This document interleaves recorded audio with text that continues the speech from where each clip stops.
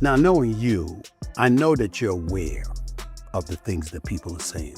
You're moving up in two-weight classes. You're the smaller man. Whatever you do, Terence Crawford, don't exchange against them. What do you feel you have to do? Be myself. I'm 41-0 for a reason.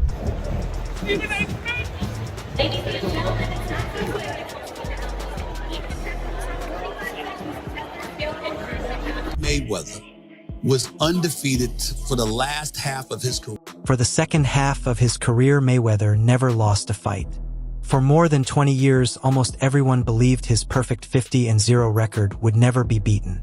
He moved like a ghost in the ring and used his defensive skills so well that even great fighters looked average against him. But after one unforgettable night, a single bold statement from the only boxer who had faced both Mayweather and another legend threatened to bring down that whole image. The argument was no longer just about who was better. It became about whether Mayweather's entire era had just been topped. The controversy exploded when Terence Crawford raised his hand after beating Canelo Alvarez. He put on such a skilled performance that he did what many had thought was impossible. Best fighter on the planet. Pound for pound, he's that dude. In this four-belt era, he is now the undisputed world champion 3 times over. 140 pounds, 147, now 168 pounds, claiming all the belts. You don't see people doing that very often. Going up against a guy who was perceived as being bigger and stronger, Crawford was strong. Crawford was strong enough to fend him off, strong enough to make him respect his own power. He used his jab, he used his distance. He had poise in the ring, he wasn't rattled. He backed up and moved when necessary and kept us different. He exchanged enough to gain respect. But the biggest surprise came after the fight during the press conference. When reporters asked Canelo to compare Crawford to his past opponent Floyd Mayweather, he did not pause for even a second, with the whole world watching and waiting for his answer.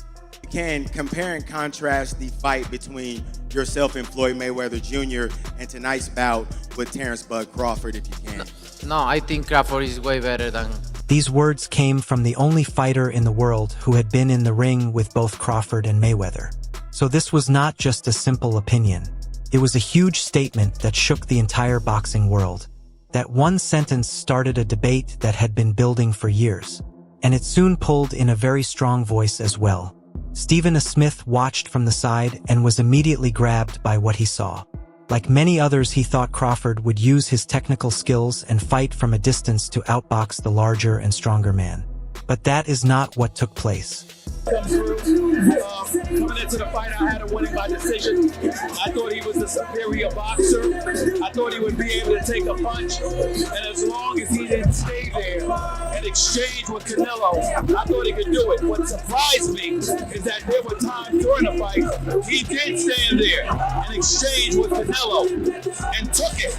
Took some body shots to the liver, took some headshots, exchanged, and still ended up winning this fight. I thought from the 8th round on, he just put on a boxing clinic. And I gotta give credit where credit is due. Crawford deserved to win the fight. Smith said with surprise that Crawford did more than just hold on. He stepped right into the danger and traded punches with Canelo. This proved he had not just talent but real heart.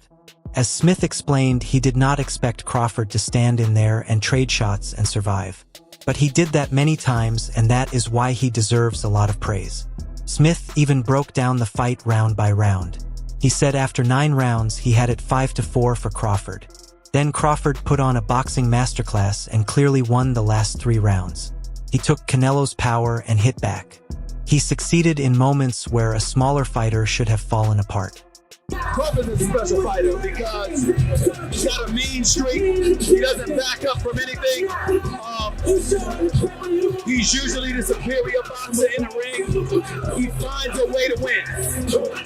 No matter who he's going up against, no matter what power you have, what boxing skills you have, he is truly a generational kind of fighter. He wants to go in the ring and not just beat you, but show you he was a better man. And he's not one who believes that just a knockout does that. He likes outboxing you and showing you that his skill level is superior to yours. Stephen A. called it a brilliant performance. But even though he was very impressed by what Crawford did, he was not ready to take the crown away from the king just yet. That was because he remembered a different kind of master in the ring. He thought of Mayweather as a ghost that, for all of Crawford's heart and toughness, he simply was not. The last half of his career with one hand. He constantly broke his hand. Yeah. He would go into a ring knowing he had no shot at knocking somebody out because his hands were hurt too much.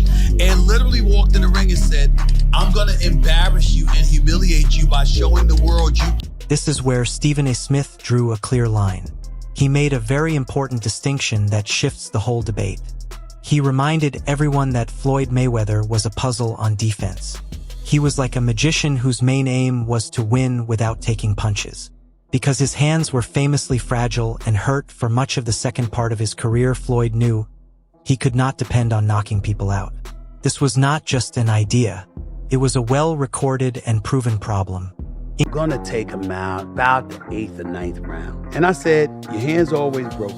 You ain't known for your punching power since you moved up from lightweight to welterweight. Why are you so sure you're gonna do this? He said, Stephen A., he's a UFC fighter. He said, and he's a striker. He's accustomed to coming at you and throwing punches. What he's not accustomed to doing is punching while he's throwing backwards, while he's moving backwards and pushing you off of him. He says, I'm gonna walk right into him and stay in his chest. He's gonna have to push me off in order to throw his punches. He said he's gonna be circling the ring. He said by around 4 or 5, he's not gonna have any legs. He's gonna be done. And he said, and I'll just toy with him and keep him around until around the 8th or the 9th round. And that is exactly what Floyd Money Mayweather did. He told me exactly what he was gonna do, and he did it. Okay, all right. Relax, baby, the job is done already. Put in a bucket of ice, man. Yeah. I'll get a bucket of ice. Kill him. I'm saying Shane hit me with a hell of a shot. Okay. Actually, 2 shots. Oh, okay. But even in that particular round, what I said to Shane was this. I was like, you dead self said something to him when you grabbed him. I said, you gotta kill me. Oh shit. I wasn't ready, bro. I said that was a good one. I said that was a good one, but you gotta kill me. Wow. So you gotta kill me. And did I mean I'm Mayweather himself has admitted that his hands are very brittle. He also revealed that before the Conor McGregor fight, he could not spar for a whole month because of an injury. You hurt your hand. 9-0. Before Floyd got to 50, he was a heavyweight champ. Did anyone ever consider Rocky Marciano the GOAT? No, not seriously, no. Why would Floyd be considered the GOAT? Because he beat more fighters than Rocky did, more great ones? That's true. But really, Floyd was careful in the way he selected opponents. Don't get that twisted. It's not that Floyd didn't fight a lot of great fighters. He did. It's not that I don't think he would have beaten a lot of the tougher fighters than he fought. I think he probably would have, but he didn't do it. He waited. He waited till Pacquiao wasn't at his best anymore. He didn't fight Margarito when Margarito was tearing everyone up. He waited for the right time to fight people. He got paid twice as much for fighting Pacquiao in a less dangerous fight than he would have had he fought him when everyone wanted to see him fight. Floyd is among the all-time greats, but And to be honest, I really meant that. To make things even more controversial, reports have long said that in the later half of his career, Mayweather fought almost only in Las Vegas. That is one of the few places where boxers can use numbing shots like Ziocaine for hand pain. This suggests that his hand problems were a big reason behind where and how he chose to fight. Instead of taking damage, he became nearly impossible to hit. Because I don't know what he felt. But when I heard that, what I think is, when Floyd beat me, I was 23, I wasn't polished. When Bud beat me, I was the man. I was the man. And he beat me fair and square. He beat me at my game and he beat me at his game. That's why Canelo said that. Do I believe that? It's tough to believe. But I can only take Canelo's word because he's the man that's been in the ring with both of them. But I understand why he said it. I was a kid when I fought Floyd. He wasn't a kid literally, but he was young. He was young. There was a lot he didn't know. There was a lot he didn't understand about boxing that he later on learned and got better. But Bud beat the better version of me, even though it's the ran down version.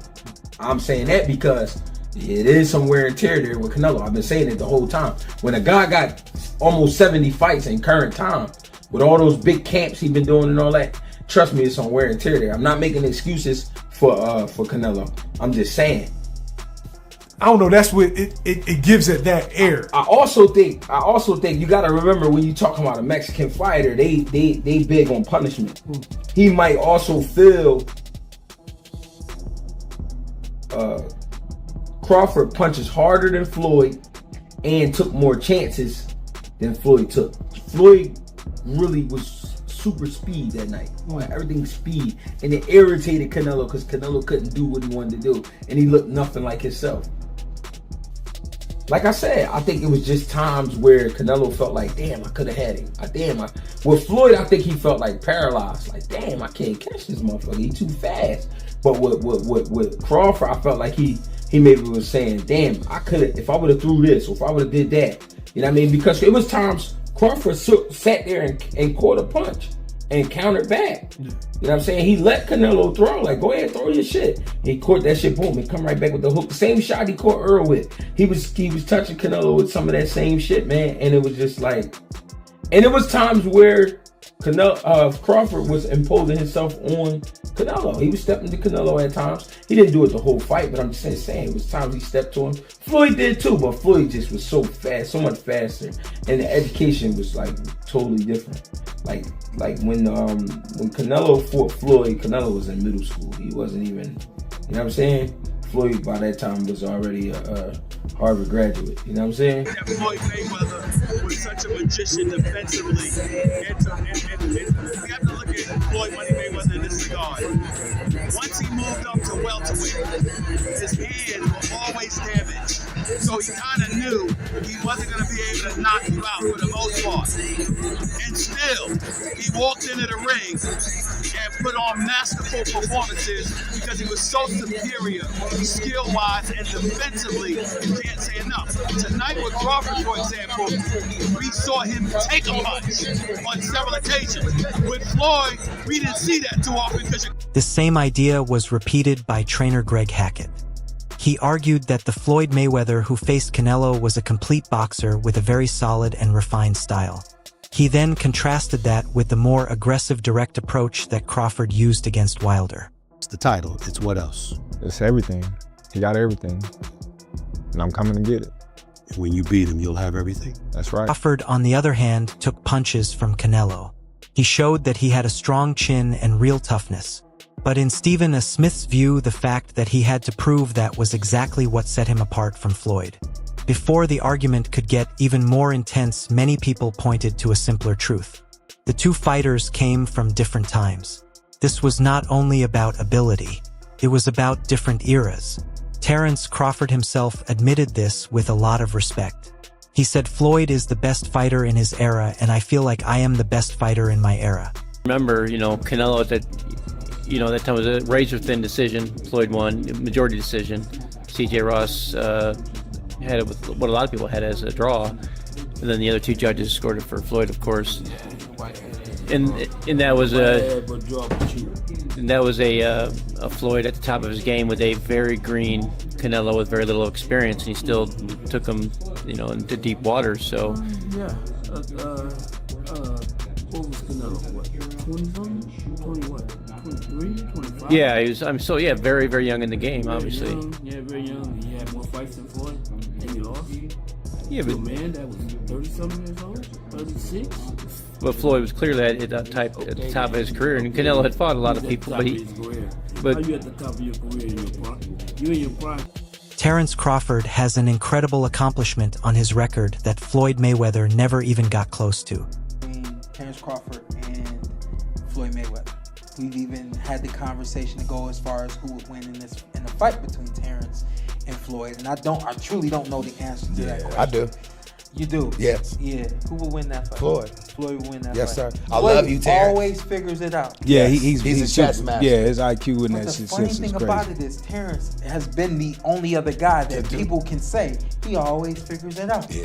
Yeah, that's true. But you gotta have an OG somewhere. Anybody else? Yeah. There's an OG Somebody somewhere. got a pioneer, right? Yeah, you got it. There's an OG you can't out-figure out somewhere, and I just believe Floyd is that. Terence Crawford has an incredible accomplishment on his record that Floyd Mayweather never even got close to.